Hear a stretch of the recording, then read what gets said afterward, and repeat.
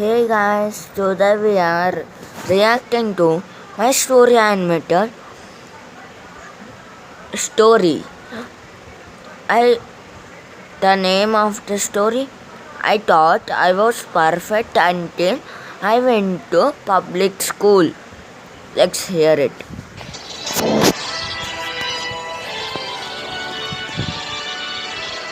Really nice animation. I'm putting my number on speed dial, honey. You call me if anything is wrong, okay? Here's your lunch bag, sweetie. Want me to carry your bag to the classroom? I told them I'd be fine and skipped off happily. I guess it's normal for parents to cry on the first day of their kid's school, but when their kids are 5 years old, not 10 like me. You see, I was homeschooled till now because my parents are world-famous archaeologists, and I've just been traveling the world with them ever since. But then Dad got a permanent job position at a university, and they decided it was time to send me to school. When I walked into the classroom, I noticed a pretty girl with lots of kids around her, hanging on to every word she was saying. I walked up to them and said, "Hi, I'm Rebecca." Everyone just turned around and stared at me. Say what? On which planet is anyone named Rebecca? What? Are these girls stupid or something? Rebecca's a pretty common name. Just as I was about to reply, the teacher walked in and smiled warmly at me. I see everyone's met the new student, Rebecca. She's only 10 years old, but she's here with us in 7th grade because she did remarkably well on her tests. As I took my seat, I could see the mean girl shooting nasty glances my way. I had no idea what her problem was. Okay, class. Can anyone name the chemical in leaves that makes them... I think that girl is more intelligent than her before she came, I think. Green. I've known this since I was 3. My hand shot up instantly. Leaves are green because of chlorophyll. Why was everyone staring at me again like I was speaking Swahili? You mean chlorophyll, Rebecca? Yes, ma'am, that's what I said. Chlorophyll. As some students burst out laughing, the teacher looked at me with a puzzled face and said she'd seen me in the principal's office. What's happening right now? My parents were called in, and the principal and my teacher sat them down to explain that I had a speech disorder. Are you crazy? Our child is perfect. So what if she says some words wrong sometimes? She'll grow out of it. I think it's adorable. The principal glared sternly at my parents and insisted that I had to be sent to a... I think her parents kinda hurt till now. I am thinking. Speech therapist. Turns out, not complaining about them. The problem was easily fixable with practice, but I could just never live it down in school. Go sit at the little girls' table, Rebecca. You guys can talk about your favorite stuffed toys. I bet yours is a wabbit. That joke? Jealousy. That girl is jealous of her. I am thinking. It's getting pretty old. And don't worry, I don't want to be on the jerks' table anyway. I might become dumber listening to you talk. Thanks to the second smartest girl in class and reigning bully Julia, I never had much luck making friends. To be honest, I didn't care all that much. I didn't mind eating my lunch alone in the library, where I could read in peace. One day in the 8th grade, our math teacher came up to me in the library and dumped a pile of notebooks on the table. Sweetie, I'm just swamped with work this week. Would you mind grading these? I didn't mind at all. And before I knew it, she had me grading all the homework regularly. Soon enough, I had every teacher begging me to do their checking. I decided to start charging money for it, and they were more than happy to pay. I was making really good money for a 12-year-old. Of course, this didn't win me. Oh no, she is ruined. Popularity contests. Everyone thought I was a suck-up and a teacher's pet. If anyone ever came and talked to me, I knew it was only because they wanted me to do their work or give them a good grade. And that's how I ended up running a bit of an operation in middle school. I sold A+ essays and completed math exercises for a faith course. For a little while, I was like a homework mobster, slipping kids their papers in the hallways and peddling diagrams out of my locker. But eventually, the principal found out and shut it down. I almost got suspended, but all the teachers came running to his office and begged him to let me off with a warning this time. I smirked at Julia as I walked back into class. I'm sure she was praying I'd been expelled. But, of course, I didn't really listen to the principal and still sold straight A's to students. One day in the 9th grade, I had left my laptop at the library for a few minutes, and when I returned, I noticed it was shut. I opened the lid to find the keyboard all sticky. Someone had poured juice all over it, and I know exactly who would do such a thing. Oh no! What happened? A kind voice came from over my shoulder, and when I turned around, I saw someone I didn't recognize. I'm Miss Lee, the new math teacher. I might be able to help you with that. Miss Lee showed me how to remove all of the keys, and we cleaned out the laptop. Since she was new, she didn't know who I was and genuinely just wanted to help. We couldn't fix the laptop, but from that day onwards, we kinda ended up being friends.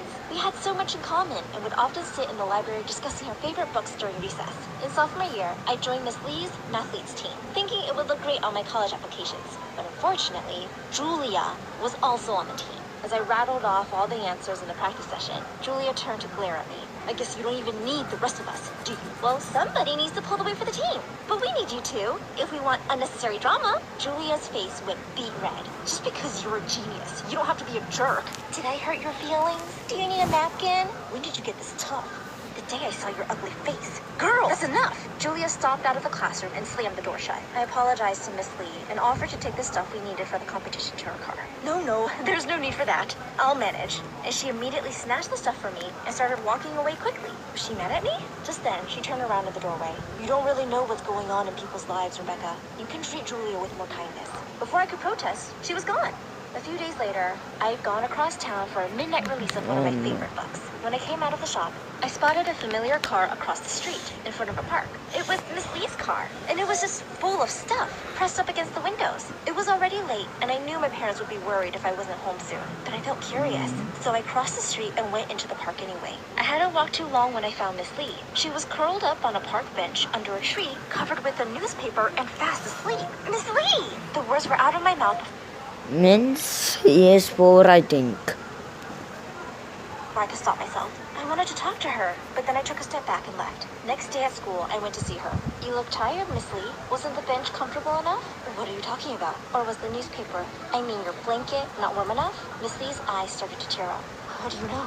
Why didn't you just tell me? I thought we were friends. I look up to you and see you like an older sister. She couldn't speak for a couple of moments.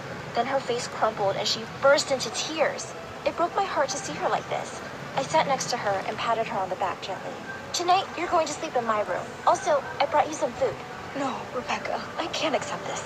You didn't even ask me why I'm homeless. No need to ask this right away. A true friend helps their friends first and asks questions later. Maybe you should ask your parents first. I called my parents in front of her and told them everything. They went ballistic. Are you out of your mind? You think our house is a motel or something? They shouted so loud that Miss Lee was able to hear them, and she burst into tears. Don't mind them. You will be sleeping in my room, and you will use the window to sleep in and out. Even though I am doing it to a smaller sleeping on phone. benches is one of the hardest things I've ever had to do. Today you will sleep in my room, and everything will be better tomorrow. I promise. Miss Lee would sneak into my room when my parents would go to bed, and would leave at dawn in the morning. Once, while I was helping Miss Lee into my room, I saw a moving figure behind a tree. I immediately ran outside. Oh no. Julia, I can see you. What are you doing here? Julia came out from behind the tree with a smug grin on her face. I knew you both were so close for a reason. What is she doing sneaking into your room? It's not what you think. She is living with me. Yeah. You think I'm stupid enough to believe that? It would be helpful if you were that stupid, but no. I don't Next think you is are. I'm the telling you her the truth. school. She's homeless and I'm helping her. Yeah. A loser helping a loser. Julia, I can What insult the you and you heck? know I can make you cry. But Miss Lee once told me to treat you better because you were going through hard times. Julia stared at my face, looking shocked. She said that? How did she guess? Guess what? It's none of your business. And guess what? I hate you. And I hate Miss Lee. Take this piece of advice from me. Don't come to school tomorrow unless you want to see everyone laughing at you and your friend after they know your secret. Come on! You're better than this. You can't do this. Watch me. Next morning, when Miss Lee and I entered the school, we were so terrified. We Oh saw no. hundreds of students gathered around Julia. Oh, here she comes. Your homeless Now they will attack this teacher, or I'll be on the teacher's side. Let's see. for nothing teacher. I'm so embarrassed to have someone like her teach me. And as usual, Rebecca is the suck-up we are all familiar with, helping the teachers, being their pet. And now she's acting like Mother Teresa. All of the students turned around to see us, and Miss Lee started tearing up. Why are you so awful, Julia? Why are you making everyone's life harder? Who do you think you are? The queen of the school. Then one of the students shouted, "You're not anyone's queen. You're only a jerk bully." Yeah, we like Miss Lee. She's the best teacher we've ever had. So what if she doesn't have a home? She's still human, unlike you. Yes, and we also want to join Rebecca and help our teacher. Then he stepped forward and gave Miss Lee the money he had. He was followed by another student, then another, and another one, until all the students had gathered in a circle around us. Miss Lee started crying and hugging the students, while Julia looked furious. She turned to storm off when someone shouted, "Where do you think you're going, Julia? Come on, guys, let's teach her a lesson." No one touch her. I want everyone to treat her with the same kindness you've shown me, okay?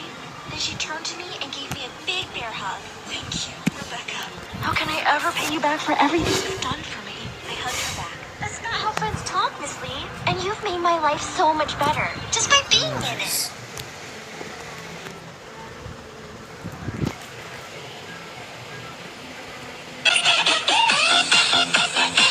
What do you think about this story, guys?